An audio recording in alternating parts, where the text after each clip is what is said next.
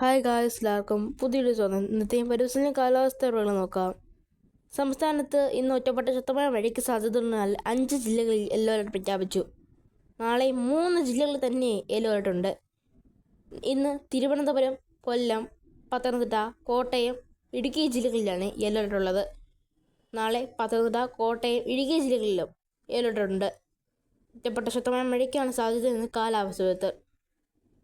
അതേസമയം ചിലയിടങ്ങളിൽ മേഘാവൃതമായി തുടങ്ങിയിട്ടുണ്ട്. ചിലയിടങ്ങളിൽ ഇടിമിന്നലും ചാറ്റൽ മഴയും പെയ്തുകൊണ്ടിരിക്കുന്നുണ്ട്. പ്രത്യേകിച്ച് കിഴക്കൻ മേഖലയിലും മലയോര മേഖലയിലുമാണ് ഇപ്പോൾ മഴ തുടങ്ങിയിരിക്കുന്നത്.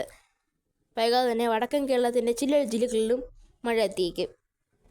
അതേസമയം ചൂടിന് നേരിയ ആശ്വാസമായിട്ടാണ് മഴ വന്നിരിക്കുന്നത്. 23 ശേഷം മഴ പിന്നെയും കുറഞ്ഞു തുടങ്ങുമെന്നാണ് കാലാവസ്ഥ വിദഗ്ധരുടെ മുന്നറിയിപ്പ്. അതേസമയം